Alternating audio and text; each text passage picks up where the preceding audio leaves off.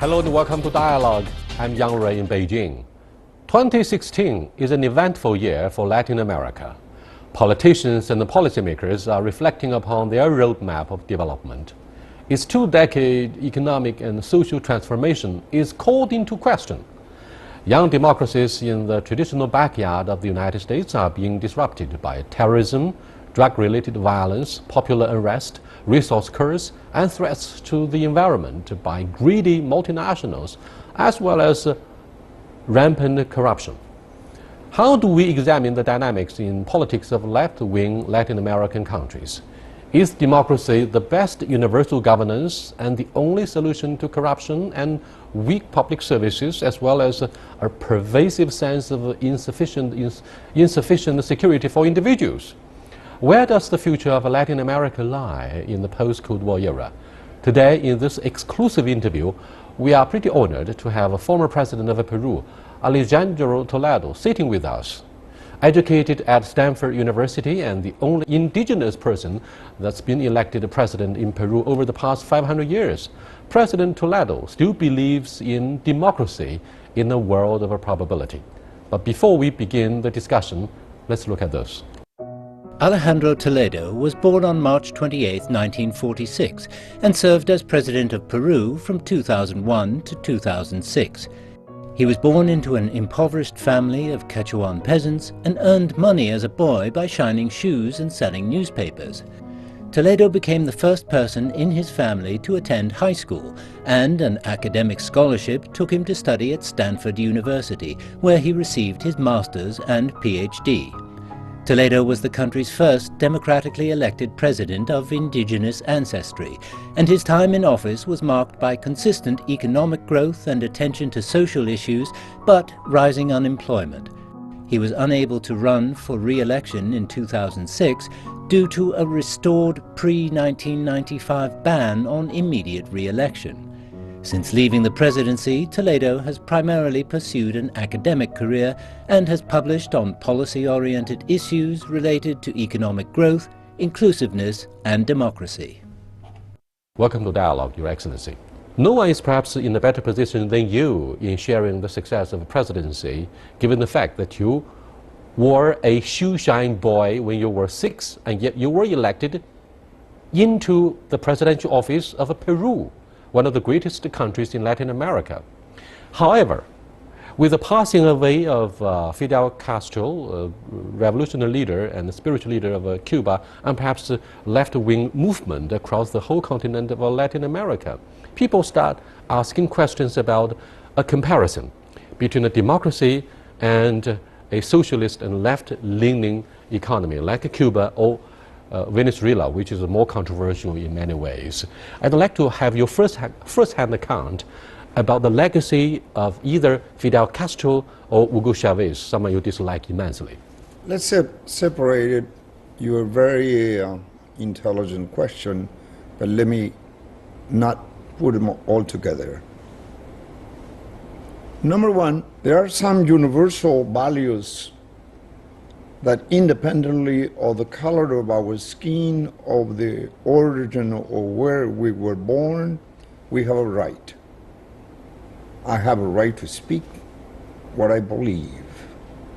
I am free, not because of democracy, but because I had the privilege to be the result of a statistical error and had access to quality of education.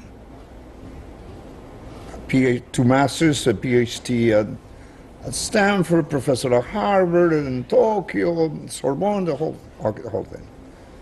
Yes, I cannot forget, however, that I come from extreme poverty, one of 16 brothers and sisters. I cannot forget that I was a shoe-shine boy, I sold newspaper in order to survive. So it's the story of Prince and Pauper and Mark Twain. Having gone through that,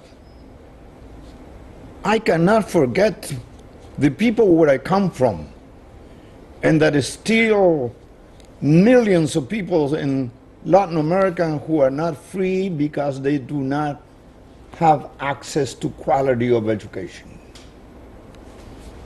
Are you so critical of Cuba and Hugo Chavez? No. Let's No. return to the context okay. You wanna touch those two subjects? I think that I remember when I was doing my undergraduate in San Francisco. In the back of my bedroom, I had the picture of Che Guevara. That was the illusion. Are you a fan of Che Guevara? I was a fan of Che Guevara. I think what he has done for his time has helped a lot. What does he represent? He represents that people cannot be complacent, have to have a dream. I want the young people in China, in the United States and Russia, in Cuba and Venezuela, not to lose the dream to be actors or constructing their own future. Don't be complacent. And I ask the leaders of the world to listen to the youth, men and women, because we don't have the truth. But Secondly, he also represents the spirit of a revolution, the use of firearms in shrubs, in guerrilla warfare. The best revolution that you can make, of course we had 25 years of shining path in Peru, okay? An extremist Maoist then, which today young people in China do not necessarily believe. But we need to change the world.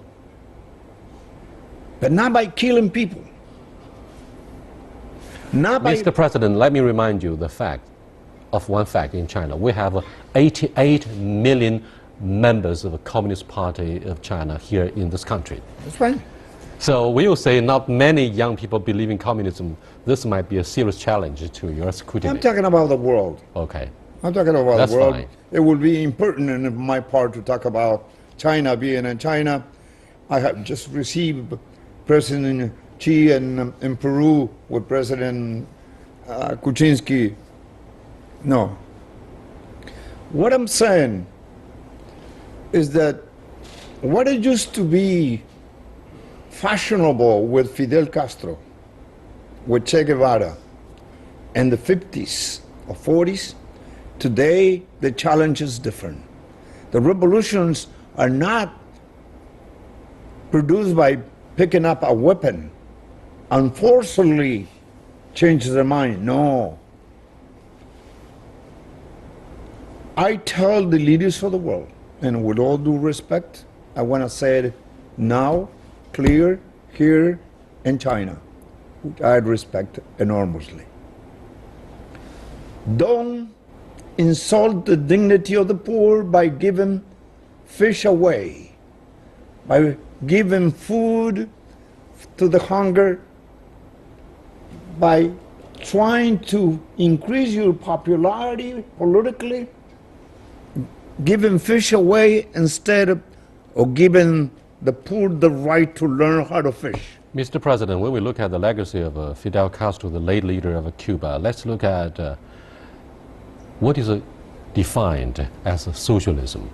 Perhaps what's been practiced in the economic policies of Cuba over the past half a century could be called half egalitarianism, half socialism.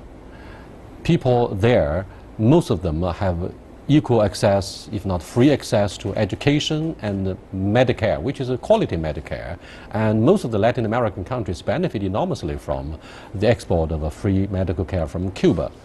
So, gone with the wind is the use of firearms and farewell to weapons by Ernest Hemingway, who has his home in Havana. Today we talk about the rebuilding of Cuba in the post-Fidel Castro years. What do you think should be the best approach with the normalization of a bilateral relationship between Washington and Havana? There used to be a dilemma and a confrontation of the Cold War with the former Soviet Union and the United States. We need to recognize the merits of the Cuba governments in terms of quality of education and particularly health care freely for the poor. The price You cannot say what you thought and what you think and what you believe. It was part of an era. Today, my friend, that dilemma, with all due respect, that dilemma between communists and capitalism is gone. Either you deliver concrete results to eliminate poverty, exclusion, inequality, or you do not. The Berlin Wall has fallen many years ago. To trying to categorize left, center, right, those are just purely obsolete political concepts. Either you prosper as China is growing, either the United States continues with a quality of higher education, either you deliver results to the poor, whatever the name that you want to pull it. I criticize the insult to dignity of the poor, I already told you. You cannot survive with a vision of the future only on the price of oil that you produce when the barrel is $120 and had dropped to $28 and now it went to $50. Today, Venezuela is suffering the scarcity of oil, the lack of reinvestment in modernizing refineries. Now, Venezuelans are suffering. The news of yesterday say there are 2 million people who are eating garbage. Venezuela is part of our big nation. You mean that country of Venezuela is actually on the brink of bankruptcy? Absolutely. It's a failed economy. Economically, yes. Because of the and that will have a ideology? political impact. Is that because of the ideology? I think the ideology, not looking at the future, enjoying natural resources, good income, popularity by giving fish away. You know, there are some similarities between Venezuela and Cuba, in one area at least.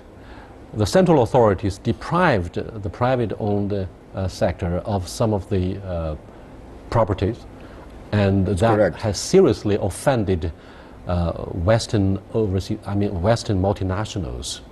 So these Western countries started to support the anti-government forces, the opposition forces, seriously creating social instability that in return would drive away prospective investors who would of course look at the quality of the investment environment. Without law and order, without the harmony of the society, in your words, a shared society, no one would dare run the risk of putting their money into, you know, the tumultuous country.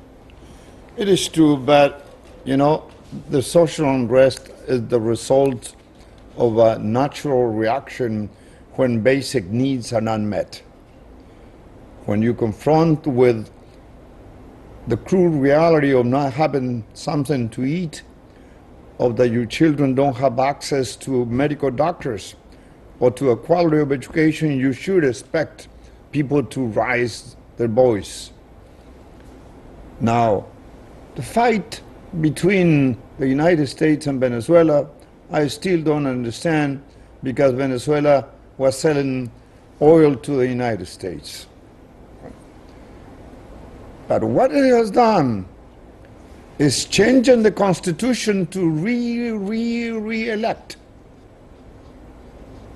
No, I think it has come the time, and this is the reason of shared society, that all the countries in Latin America should come to help Venezuela, to help each other, because there are people who are suffering.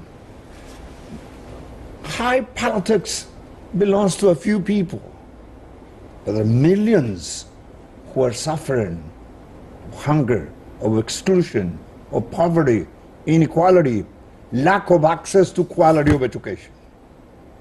So it's no longer the classical dilemma of communist, socialist versus capitalism. But President Maduro is proud of being a student and successor to President Hugo Chavez in inheriting his ideology and his economic policies in running the country. I'm going to reveal something for the first time, and it's paradoxical that I do it in China. The late President Hugo Chavez was a student of Mr. Fujimori.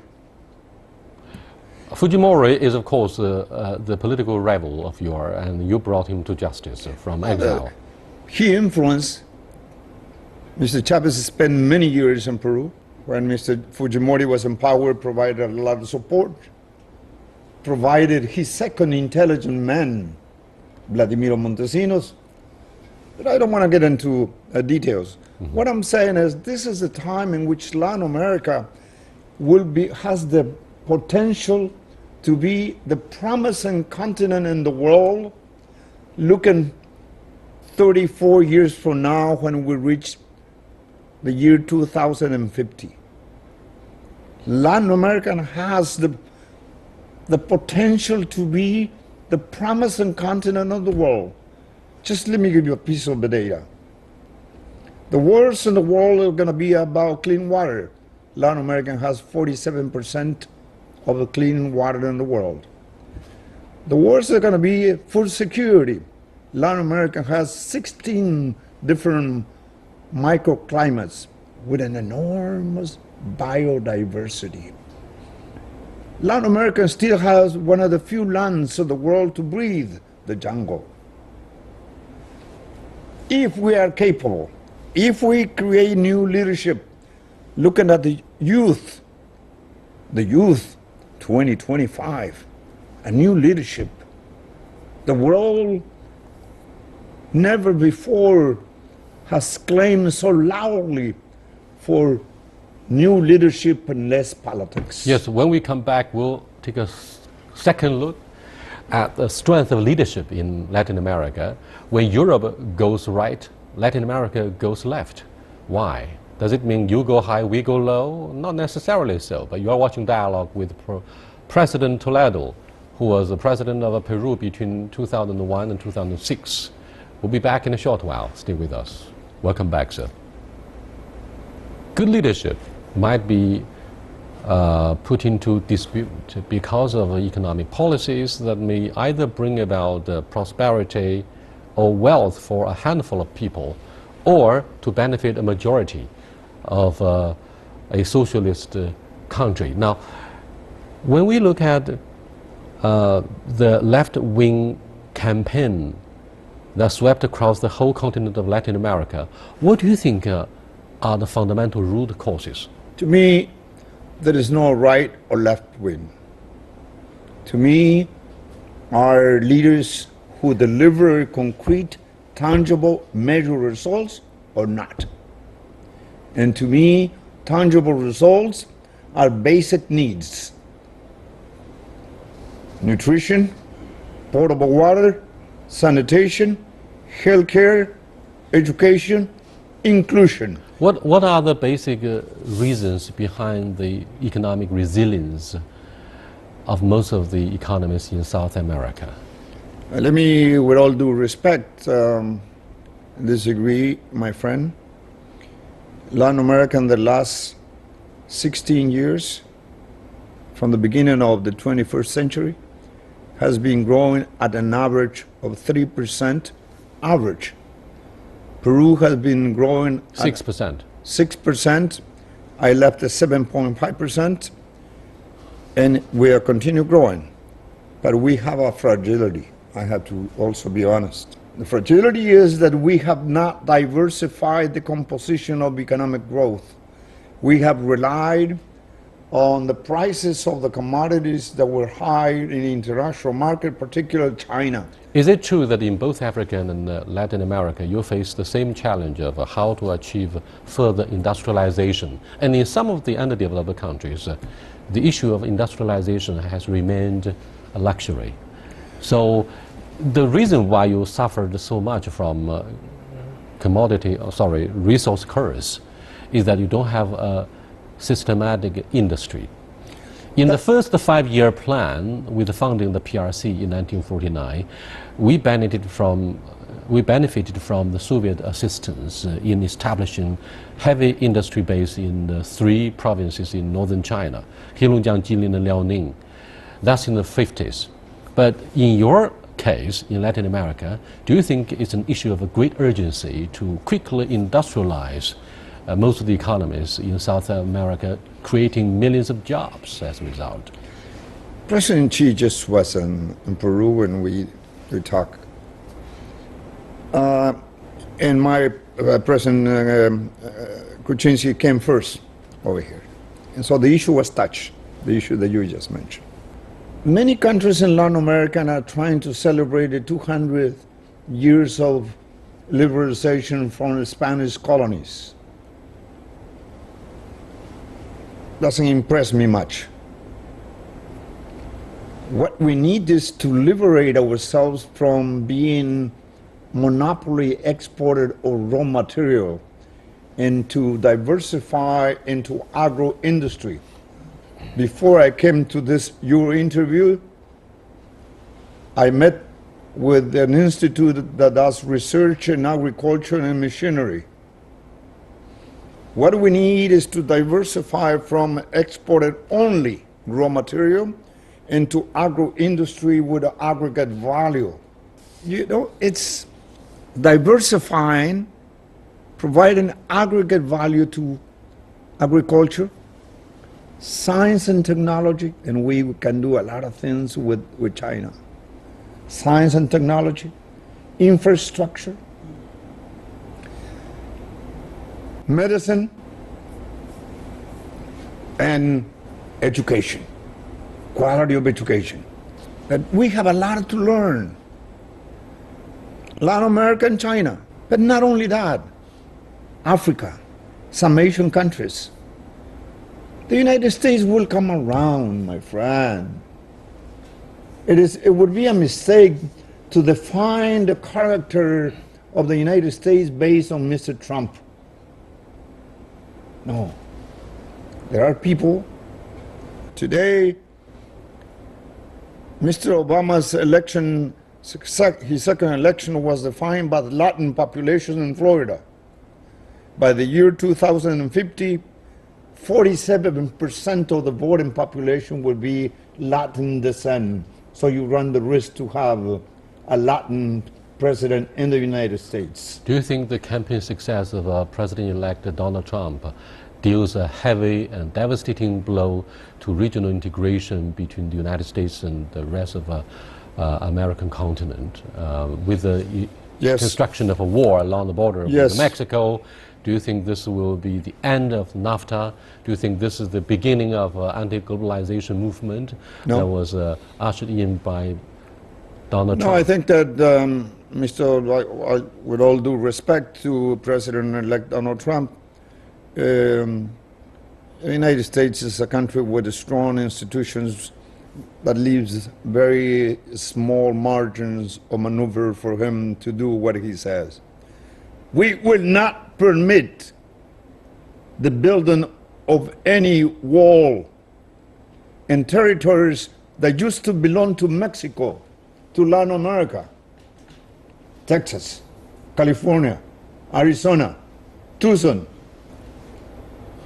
So once Mr. Trump sits in the chair of the presidency, his thoughts might be different than what he has said in campaign. Mr. Toledo, you sound more like a filibuster speech in the presidential campaign. You are not facing the reality, for example, of Guantanamo, which is an indispensable part of the Cuban territory, yet is still occupied by the American troops.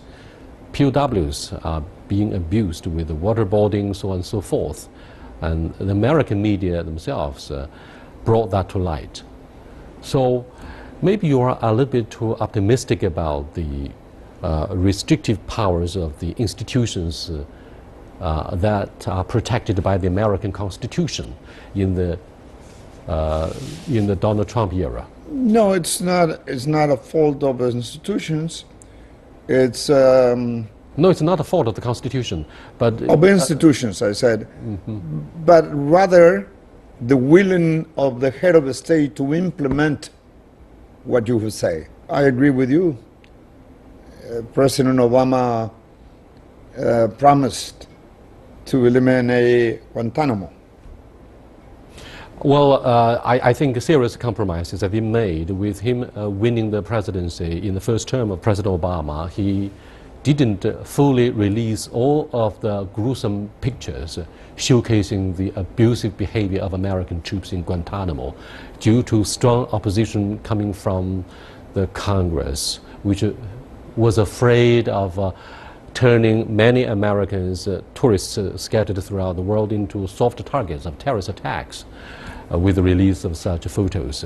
So, you know, with the glow of dreams of a middle-class member like Obama, he got to know more about the games of power politics in the D.C. President-elect Donald Trump vows to put America first by, in the Asia-Pacific region, antagonizing China, provoking the red line of Taiwan. He and his advisors on the same team talked continuously about how to give up the one China principle. Don't you think, you know, provoking the geopolitical red line in the Taiwan Strait, he's going to do just the opposite of what he and his team want to achieve? It was very interesting last week in the meeting of APEC. I was the only former president who was invited to. The thing that impressed me the most was the great coincidence between President Xi with the speech of Mr. Mark Zuckerberg. Both of them said, this is not a time for protectionism or breaking connectivity. This is a time to share responsibilities. And I think, to be very honest, and if we can have another interview 2 years from now, Mr. Trump will come around. He is a sufficiently realistic businessman. I hope he won't get too ego by his money, because he has to confront the composition of the United States people's origins. Africans, Latin Americans, Europeans, Chinese communities. It is the time not to exacerbate differences. It is the time to be big, to look at the common problems of the world. What kind of world are we going to leave to our kids if we are destroying the environment? And the environment has no nationality. Thank you for being with us. Thank you so much. With that, we come to the end of this edition of exclusive interview with His Excellency President Toledo, who is President of Peru between 2001 and 2006. I'll see you next time. Until then, goodbye.